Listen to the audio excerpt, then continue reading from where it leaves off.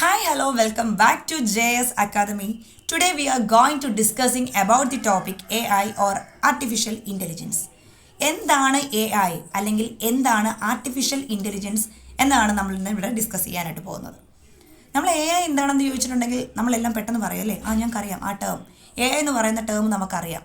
But അതെന്താണെന്ന് ചോദിച്ചിട്ടുണ്ടെങ്കിൽ artificial intelligence അത്രയും പറഞ്ഞ് നമ്മൾ നിർത്തും. അതിനെപ്പറ്റി എക്സ്ട്രാ എന്തെങ്കിലും പറയാൻ നമുക്ക് സാധിക്കണ്ടേ? അതാണ് ഇന്നത്തെ വീഡിയോയിലൂടെ നമ്മൾ ഡിസ്കസ് ചെയ്യാനായിട്ട് പോകുന്നത്. നമ്മുടെ സാധാ ഹ്യൂമൻ ഇൻ്റലിജൻസ് എന്ന് വെച്ചാൽ എന്താണ്? Ability to acquire knowledge and apply it. അതായത് നോളജ് അക്വയർ ചെയ്യുക ആൻഡ് ദെൻ എവിടെയെങ്കിലും അപ്ലൈ ചെയ്യുക. അപ്പോഴാണ് നമ്മളതിനെ ഹ്യൂമൻ ഇൻ്റലിജൻസ് എന്ന് വിളിക്കുന്നത് അല്ലേ?